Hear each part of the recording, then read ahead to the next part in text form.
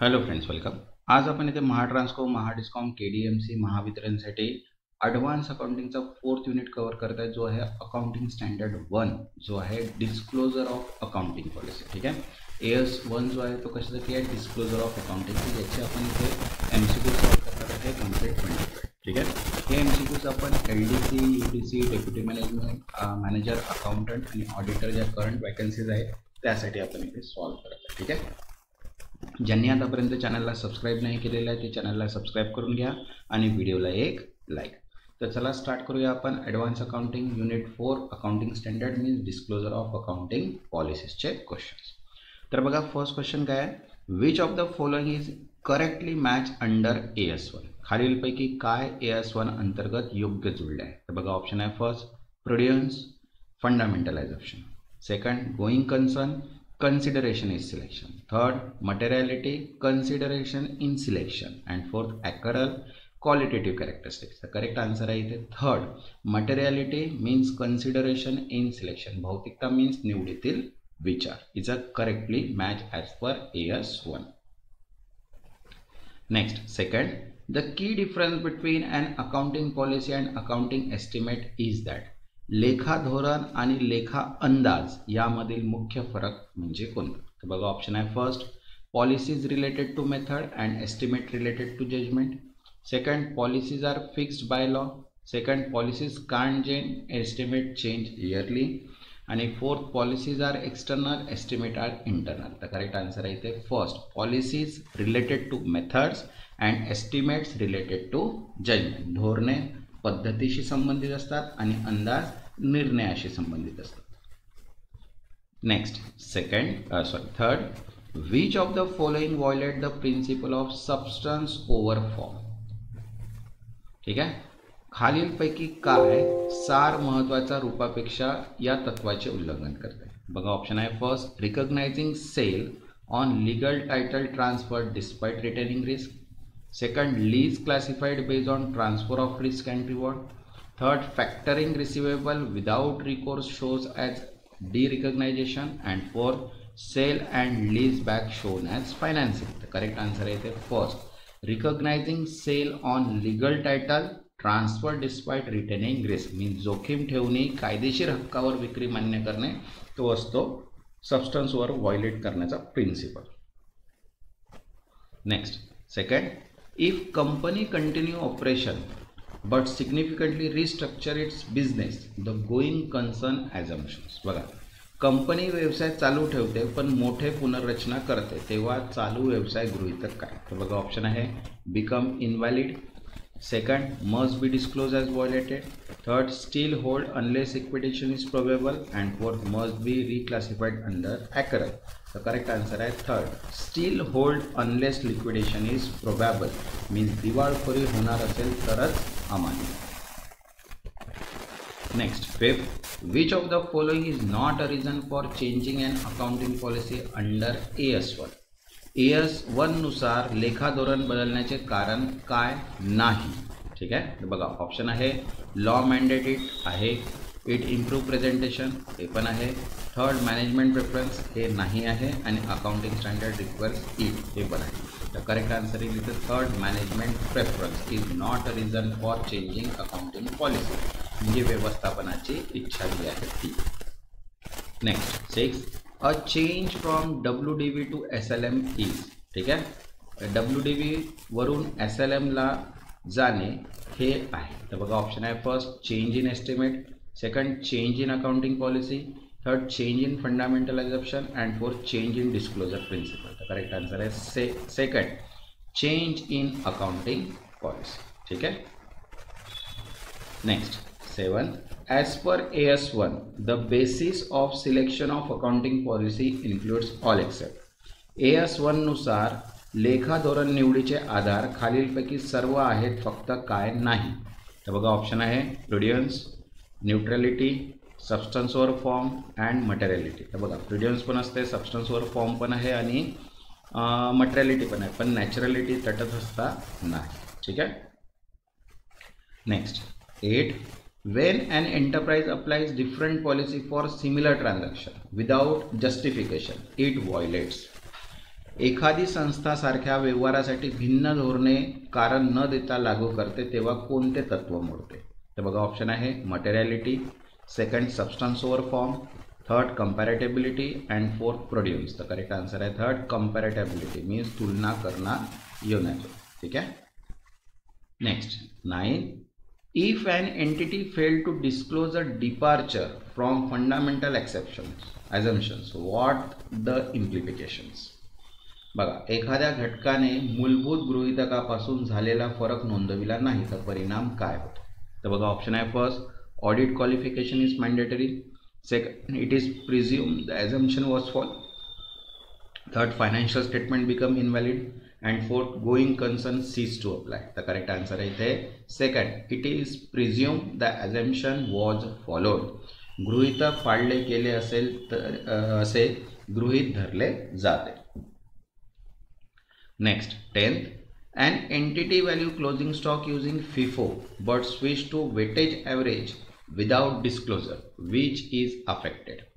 एखादी संस्था फिफोने स्टॉकचे मूल्यांकन करते व नंतर वेटेज ॲव्हरेजने बदलते पण नोंद देत नाही, काय परिणाम होतो? तर बघा ऑप्शन आहे matching principle, periodicity, third transparency and comparability and conservatism. तर करेक्ट आन्सर आहे थर्ड ट्रान्सपरन्सी अँड कंपॅरेटिबिलिटी, पारदर्शकता व तुलना. Next 11th, accrual assumption lead to recognization of. हिशोब पद्धत गृहीतकामुळे काय नोंदवले जाते? तर बघा ऑप्शन आहे first only realize cash flow, second event only after invoice, third revenue and expenses when they occur, and fourth income only when ban. तर correct answer आहे third revenue and expenses when they occur, घडल्यावरच महसूल व खर्च राहतो. Next 12th, according to the AS1 disclosure of accounting policy should be made. AS1 नुसार लेखा धोरणांची नोंद कुठे घ्यावी? तर बघा ऑप्शन आहे first in the audit report, second in the cash flow statement, third as a separate note in financial statement, and fourth only tax authorities. तर करेक्ट आन्सर आहे third as a separate note in financial statement, आर्थिक विवरणातील स्वतंत्र नोंद म्हणून. Next 13, which of the following statement about going concern is incorrect. चालू व्यवसाय विषयातील खालीलपैकी कोणते विधान चुकीचे आहे? तर बघा ऑप्शन आहे first it assume the business will not liquidated, second it permit deferral of revenue or expense recognization, third it allows asset to be recorded at liquidation value, and fourth it is a fundamental assumption under AS1. तर correct answer आहे third it allows asset to be recorded at liquidations value, मालमत्तेला liquidation किमतीवर नोंदवले जाते, is not a going concern concept. Okay. Next 14, if company switch to cash basis for small expenses but continue accrual elsewhere, then. Company किरकोळ खर्चासाठी रोख पद्धती वापरते पण इतरत्र हिशोब पद्धत चालू ठेवते तर काय? बघा ऑप्शन आहे it is not allowed under section 1, third it violates prudence, third it may be permitted under materiality, and fourth it must be approved by SEBI. Correct answer आहे third it may be permitted under materiality, भौतिकतेनुसार परवानगी असू शकते. तसंच बघा महाट्रान्सकोची accounts professional नॉलेजची PDF available आहे, ज्याच्यामध्ये 7 सब्जेक्ट 7000+ MCQs इंग्लिश आणि मराठी लँग्वेजमध्ये आहे. ज्यांना पण ही PDF हवी असेल व्हॉट्सअप नंबर दिलेला आहे, व्हॉट्सअपला मेसेज करून PDF तुम्ही परचेस करू शकता. Next 15 number question, fundamental assumption under AS1 are applicable. AS1 मधील मूलभूत गृहीतके कोणाला लागू होतात? तर बघा ऑप्शन आहे first only to listed company, second to all enterprise using accrual, third to manufacturing companies only, and fourth only in audited account. तर करेक्ट आन्सर आहे इथे second to all enterprise using accrual, सर्व हिशोब पद्धत वापरांना. ठीक आहे. Next 16, if two accounting policy are available for a transaction, AS1 requires selecting. एखाद्या व्यवहारासाठी 2 लेखा धोरणे उपलब्ध असल्यास AS1 नुसार निवड काय असते? बघा ऑप्शन आहे first the one with higher tax saving, second the more conservative one, third the one that reflect true and fair view, and fourth the one used by competitor. Correct answer आहे third the one that reflect व योग्य स्थिती दर्शवणार. Next 17. A change in useful life of machinery from 10 to 8 years is. यंत्रणेचा उपयुक्त आयुष्य 10 वरून 8 वर्ष करण्याचा बदल म्हणजे काय? तर बघा ऑप्शन आहे first accounting policy change, second change in fundamental assumption, third change in accounting estimate and fourth breach of prudence. तर करेक्ट आन्सर आहे third change in accounting estimate, लेखा अंदाजामध्ये बदल. Next 18. Under AS1 all the following are policy area except. AS1 नुसार खालीलपैकी सर्व धोरण क्षेत्र आहेत, फक्त काय नाही? तर बघा ऑप्शन आहे व्हॅल्युएशन ऑफ इन्व्हेंटरी येतात, ट्रीटमेंट ऑफ बोरोइंग कॉस्ट ते पण येतात, मेथड ऑफ रेव्हेन्यू रिकॉग्नायझेशन ते पण येतात, ऑडिट रोटेशन पॉलिसी येत नाही. म्हणून करेक्ट आन्सर आहे फोर्थ ऑडिट रोटेशन पॉलिसी. लेखा परीक्षण बदल धोरण इज नॉट अ पॉलिसी. ठीक आहे, ॲज पर AS1.